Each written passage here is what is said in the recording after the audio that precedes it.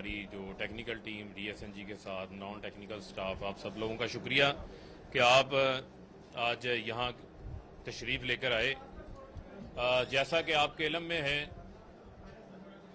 कि हमारी हुकूमत को तकरीबन 3.25 साल का जो है वो अरसा मुकम्मल हो चुका, और आज मैं आपके सामने अपनी हुकूमत की जो माशी कारकर्दगी है और वो इशारे आपके सामने मैं रखना चाहता हूँ, जो ख़ास तौर के ऊपर जब वज़ीर आज़म इमरान खान ने हुकूमत संभाली थी तो हमें मुल्क जो है वो बैंक डिफ़ॉल्ट के ऊपर मिला था, और मुल्क की हालत ये थी कि हमारे पास एक तरफ जो मुल्क की इंपोर्ट्स थी, इंपोर्ट बिल के पैसे तो देने को है नहीं थे, लेकिन उसके अलावा जो उस पहले साल में हुकूमत ने कर्जे वापस करने थे $10 बिलियन, वो भी हमारे पास मौजूद नहीं थे।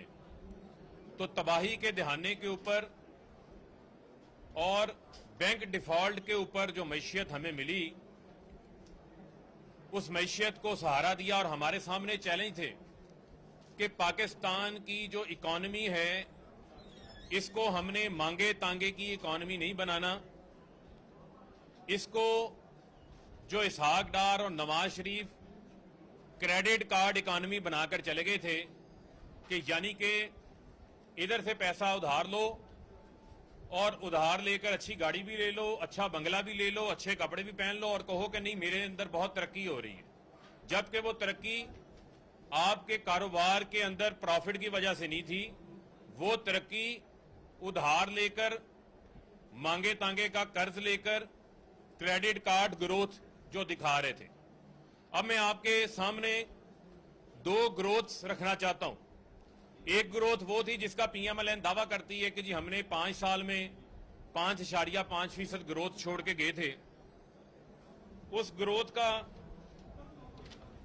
का आलम यह था कि आपकी जो मुल्क की इंपोर्ट्स थी वो पहुंच गई थी $60 अरब के ऊपर, और जो हमारी एक्सपोर्ट्स थी वो थी $20 अरब के ऊपर। $40 अरब का ट्रेड डेफिसिट था। ये 5.5% की जो ग्रोथ की हमें कहानी सुनाते हैं, उस ग्रोथ के साथ मुल्क का करंट अकाउंट डेफिसिट $19.2 बिलियन था। जो ग्रोथ हमें ये सुनाते हैं, उस ग्रोथ के अंदर हमारे मुल्क के जो स्टेट बैंक के रिजर्व रह गए थे वो $9 बिलियन रह गए थे। जो ये ग्रोथ हमें सुनाते हैं, उस ग्रोथ में पिछले 5 साल में जो नून लीग के 5 साल थे, मुल्क के अंदर हाईएस्ट $11.7 बिलियन जो है वो कर्ज लिया गया। ये वो इनकी ग्रोथ थी जिसमें जो हमारी रेमिटेंसेस थी, उस रेमिटेंसेस के अंदर कोई इजाफा नहीं हुआ। जो ज़र मुबादला हमारे तरसीलात ज़र हमारे बैरून मुल्क पाकिस्तानी भेजते हैं, उसमें कोई इजाफा नहीं हुआ था। और जो एक्सपोर्ट्स थी, जो हमारी एक्सपोर्ट्स थी, वो इनके पिछले 5 साल में बढ़ने की बजाय जो है वो नीचे आ रही थी।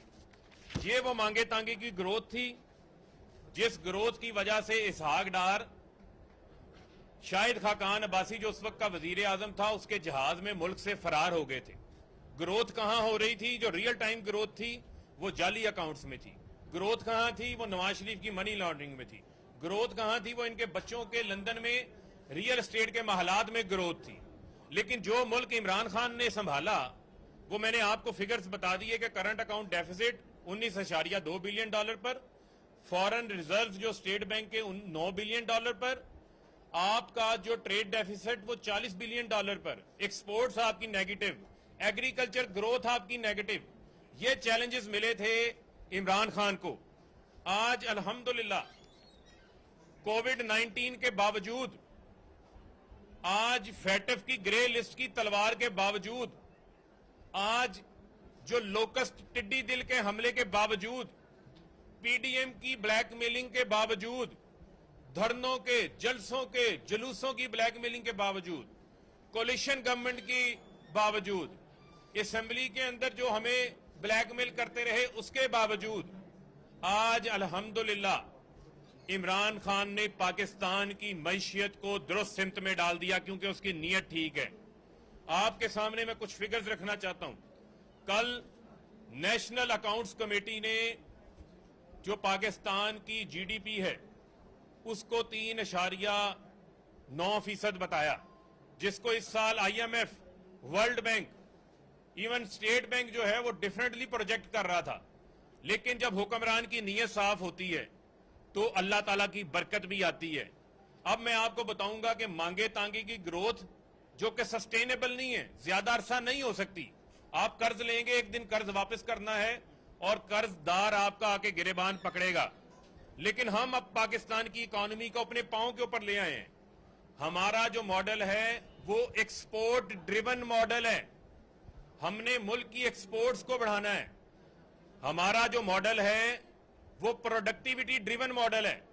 हमारी एक्सपोर्ट्स के अंदर 13.5% इजाफा हुआ, और जो एक्सपेक्टेड पाकिस्तान की इंशाल्लाह जो एक्सपोर्ट्स है, जब ये साल क्लोज होगा 30 जून को, तो पाकिस्तान की एक्सपोर्ट्स $25.5 बिलियन से जायद होंगी, जो पाकिस्तान के अंदर हाईएस्ट एवर होंगी, जो कभी पाकिस्तान की एक्सपोर्ट्स में इतना इजाफा नहीं हुआ होगा।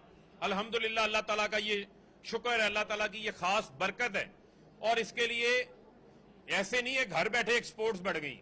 हुकूमत ने खास तौर के ऊपर टैरिफ सेक्टर के अंदर, रिफंड्स के अंदर, कोविड के दौरान स्टेट बैंक ने बाकायदा तौर के ऊपर पेरोल पैकेज दिया ताकि लेबर को ले ऑफ ना करें, इंडस्ट्री को सहारा दिया।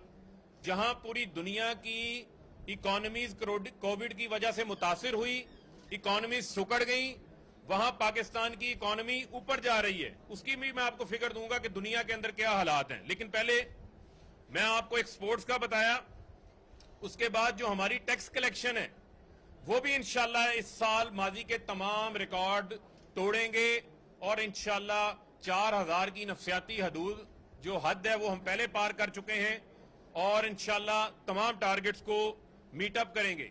जो मैं पैदावार की बात कर रहा था, लार्ज स्केल मैन्युफैक्चरिंग 9% का इजाफा, रिकॉर्ड ट्रैक्टर्स की सेल, रिकॉर्ड मोटरसाइकिल की सेल, रिकॉर्ड गाड़ियों की सेल, 40% सीमेंट की सेल के अंदर इजाफा हुआ, जो वजीर आजम साहब कंस्ट्रक्शन पैकेज लेकर आए हैं।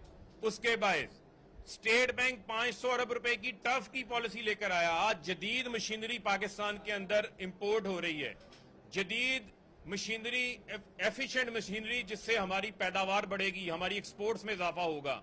2%, 3%, 4% के ऊपर स्टेट बैंक ने ये सरमाया जो है वो फराहम किया है, जिससे हमारी इंडस्ट्री तेजी से लगेगी। नई फैसलाबाद में तेजी से आप देख रहे हैं कि एक्सपेंशन हो रही है।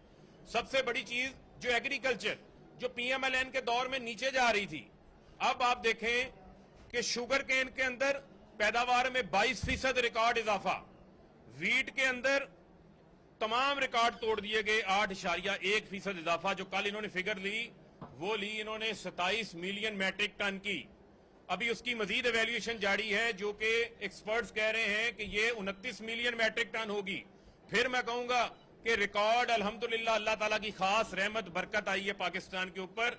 29 मिलियन मैट्रिक टन जो है वो गंदम की पैदावार।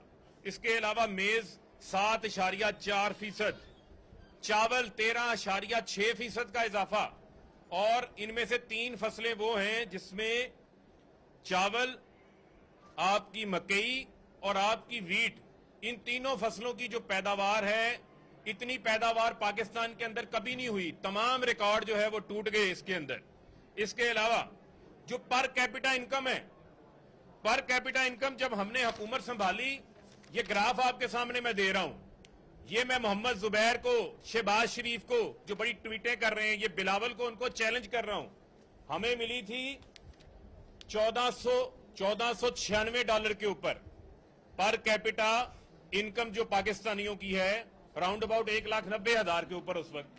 आज अल्हम्दुलिल्लाह $1608 पर कैपिटा इनकम पहुंच चुकी है, जो तकरीबन 2,46,000, 2,50,000 रुपए पर कैपिटा इनकम जो बढ़ती है उसके अंदर इजाफा हुआ। उसके अलावा जो हमारी मैशियत का हुजम है हमारी मैशत के हुजम के अंदर 33 बिलियन डॉलर जो है वो इजाफा हुआ, पाकिस्तान की मैशत में इजाफा हुआ। जो वजीर आजम साहब बार बार बात करते थे, इनको समझ नहीं आती थी। वो वेल्थ क्रिएशन की बात करते हैं, दौलत की बात करते हैं। जब आपके मैक्रो इंडिकेटर्स ठीक हो जाएं तो उसके माइक्रो इंडिकेटर्स के अंदर भी जो है वो तेजी से फायदा होता है। फिर आप आ जाएं, पाकिस्तान के अंदर रिकॉर्ड डॉलर्स आए हैं, रेमिटेंसेज अभी तक जुलाई से अप्रैल 10 महीनों में 24 बिलियन डॉलर से जायद बैरून मुल्क पाकिस्तानी, जब उनको एहसास हुआ कि वजीर आजम इमरान खान करप्शन नहीं कर रहा, मनी लॉन्ड्रिंग नहीं कर रहा, बैरून मुल्क फ्लैट्स नहीं बना रहा, उसके बच्चे वहां कारोबार नहीं कर रहे, उन्होंने पैसा बैंकिंग चैनल से भेजना शुरू कर दिया। और ये भी कोविड के दौरान, जब पूरी दुनिया में लॉकडाउन है, कोविड के दौरान आपकी फॉरेन रेमिटेंसेज में इजाफा हुआ 24 बिलियन डॉलर। हमारी एक्सपोर्ट्स जो मैं आपको बता रहा हूं वो इंशाल्लाह 25 से 26 बिलियन डॉलर को जो आगे इंशाल्लाह इस साल क्लोज होगा, टच करेगा। रोशन डिजिटल अकाउंट फिर 1 बिलियन डॉलर पाकिस्तान के ऊपर एतमाद करते हुए ओवरसीज पाकिस्तानियों ने यहां जमा करवाया। टोटल ये तकरीबन अगर मैं देखूं रेमिटेंसेज, एक्सपोर्ट्स और रोशन डिजिटल अकाउंट को अगर मैं शामिल करूं तो पाकिस्तान में हाईएस्ट एवर, पाकिस्तान की तारीख में कभी इतने डॉलर्स 55 बिलियन डॉलर जो है वो इतने डॉलर्स इनफ्लो नहीं हुए। तो ये मैं समझता हूं कि पाकिस्तान की इकोनॉमिक परफॉर्मेंस जो है उसमें तेजी से जो है वो बेहतरी आ रही। फॉरेन रिजर्व जो 9 बिलियन डॉलर पे खड़े थे स्टेट बैंक के, आज 15.6 बिलियन डॉलर पर हैं। जो हमारे मजबूरी जखायर हैं वो 23 बिलियन डॉलर को टच कर गए हैं। तो जो मैं बात आपको बताना चाह रहा था, एक ग्रोथ का मॉडल था जो इसहाक डार का, नवाज शरीफ का था, वो सुर्खी पाउडर ग्रोथ का मॉडल था, ब्यूटी पार्लर ग्रोथ का मॉडल था। मेकअप कर दो, नीचे से आपकी हालत वही की वही है। हमने इकोनॉमी को ठीक किया, ये लेकर गए मांगे तांगे की इकोनॉमी पे, हम ले गए एक्सपोर्ट्स पे, क्योंकि मुल्क में डॉलर आएगा तो आप डॉलर वापस करेंगे। यहां पर क्या हो रहा था, सिर्फ डॉलर्स का आउटफ्लो हो रहा था, जिसकी वजह से करंट अकाउंट डेफिसिट बढ़ रहा था, जिसकी वजह से हमारे फॉरेन रिजर्व्स नीचे आ रहे थे, जिसकी वजह से आज ये सच नहीं बताते, जिसकी वजह से रुपया डीवैल्यू हुआ। जो महंगाई का शोर ये डालते हैं, रुपया डीवैल्यू हुआ, हमारी दालें इंपोर्ट होती हैं, हमारी खाने का घी इंपोर्ट होता है, हमारा पेट्रोल इंपोर्ट होता है, उसका अल्टीमेटली इंपैक्ट जो है वो महंगाई की शक्ल पे अवाम के ऊपर आया। लेकिन पाकिस्तान की तारीख में पाकिस्तान का जो रुपया दुनिया की बेस्ट करेंसीज के अंदर है, 168 पे गया, 153-52 पर आ गया। 17 रुपए रुपया पाकिस्तान की तारीख में कभी एप्रिशिएट नहीं हुआ। फिर मैं कहूंगा कि हुक्मरान की नीयत ठीक है, वजीर आजम इमरान खान की, अल्लाह ताला की जो रहमत है वो शामिल हाल हो रही है। आईटी एक्सपोर्ट्स 44% इजाफा, यानी कि आप तमाम इंडिकेटर्स को देखें जो टर्न अराउंड हो गए। और अल्हम्दुलिल्लाह आज पिछले 10 माह से जो करंट अकाउंट डेफिसिट था, करंट अकाउंट सरप्लस हो गया 1 बिलियन डॉलर का। आज अल्हम्दुलिल्लाह जो हमारा प्राइमरी बैलेंस है, सादा अल्फाज में बता दूं, जो हुकूमत के अखराजात होते हैं और जो हुकूमत का रेवेन्यू होता है, जो इनकम होती है, उसमें अगर आपका अखराजात ज्यादा है और रेवेन्यू कम है तो वो आपका प्राइमरी डेफिसिट बन जाता है। लेकिन हम प्राइमरी बैलेंस को अचीव कर चुके हैं। अब अल्हम्दुलिल्लाह जितने हुकूमत के अखराजात हैं उतनी हुकूमत की आमदन है। अगर इसमें कर्जों को निकाल दिया जाए, कर्जों की एक साथ को निकाल दिया जाए, जो ये तोहफा हमें देके गए हैं, और हमने सबसे कम कर्जे लिए हैं, और वो कर्जे जो लिए हैं वो भी इनके लिए हुए कर्जों को वापस करने के लिए लिए हैं। और जिस तरह हमारी एक्सपोर्ट्स में इजाफा हो रहा है, जिस तरह हमारी लार्ज स्केल मैन्युफैक्चरिंग में इजाफा हो रहा है, और एग्रीकल्चर की पैदावार, ये सिर्फ रेट्स बढ़ाने से और किसानों पर तवज्जो देने से हुआ है। इस बजट में किसानों के लिए रिकॉर्ड बेहतरी का पैकेज लेकर आ रहे हैं, सीड के ऊपर रिसर्च के हवाले से, किसानों को सपोर्ट देने के हवाले से, उनको उनके जदीद मशीनरी पहुंचाने के हवाले से। तो आप देखेंगे कि आइंदा आने वाले सालों में और बेहतरी होगी। आखिर में मैं, वजीर आजम इमरान खान लोगों को हाउसिंग का मंसूबा दे रहा है। 10,000 रुपए किराए के अंदर जो रहने वाला, 20,000 रुपए किराए के अंदर रहने वाला, वो 5 से 10,000 माहाना किस्त लेकर अपने घर का मालिक बन जाएगा।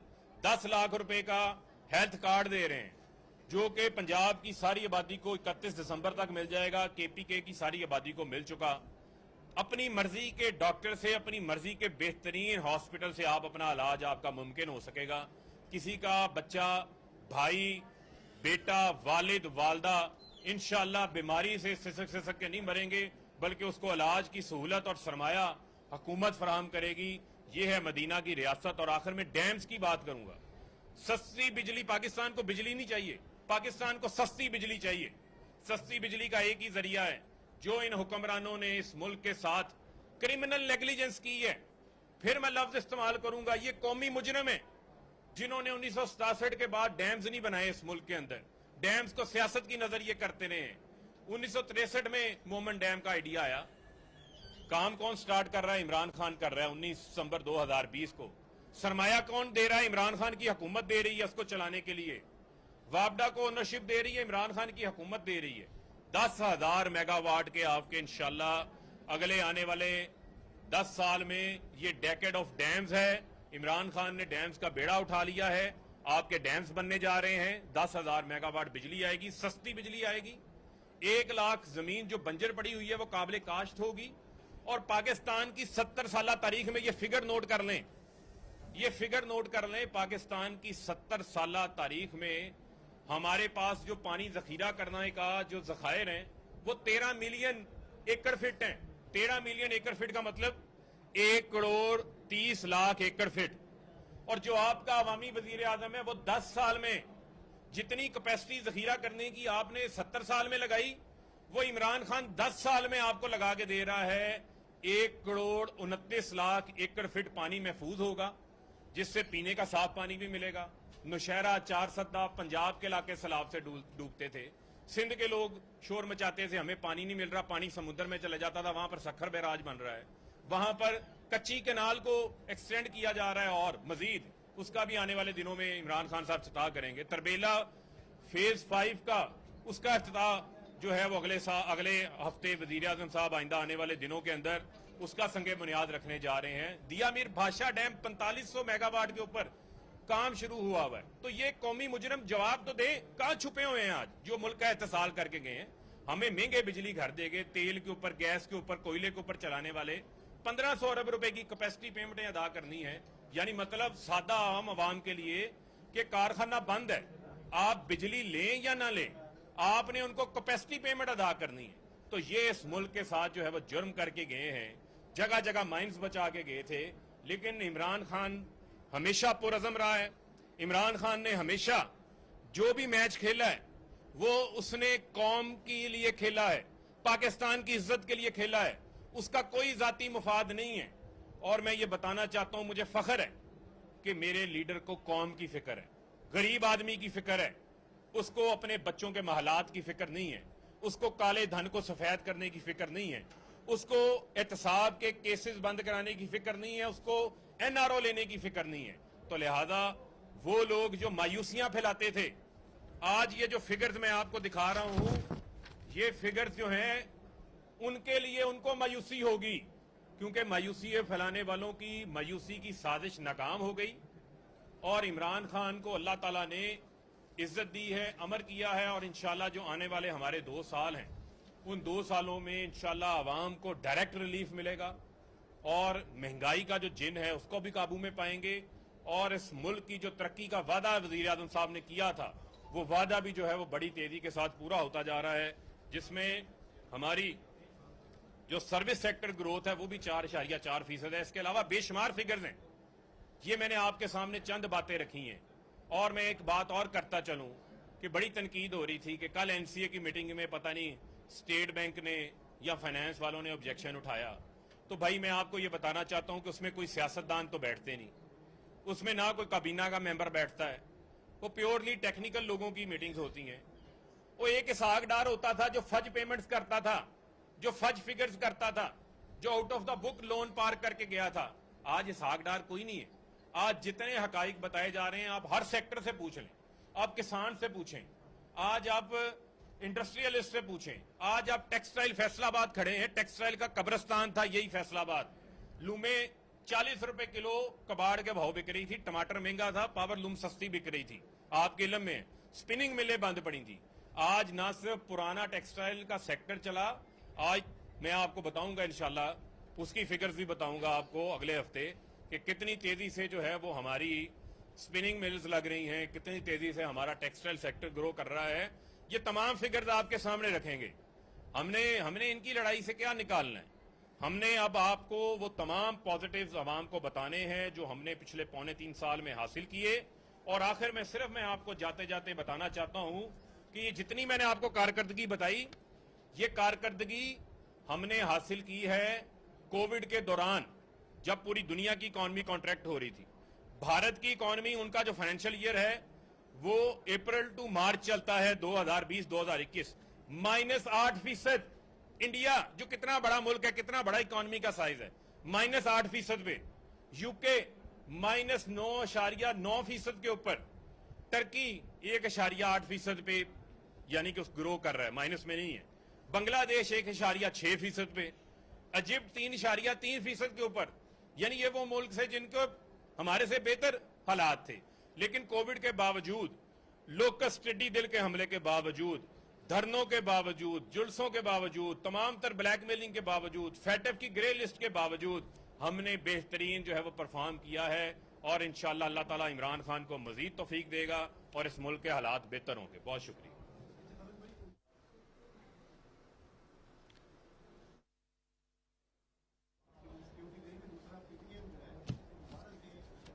देखें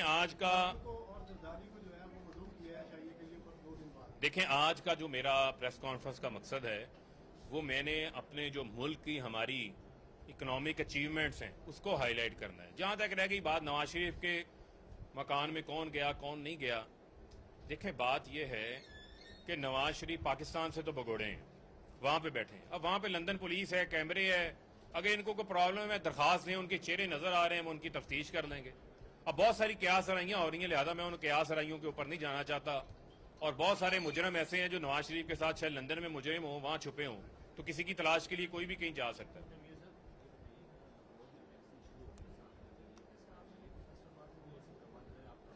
देखें फैसलाबाद के लिए भी ये हमने तजवीज़ जो है वो सामने रखी हुई है कि जो हमारे साफ़ी बरादरी हैं, प्रेस क्लब के सामने हम इनको जो है वो वहाँ पर सेंटर बना दें, उस पर भी हम आपको अच्छी खबर देंगे।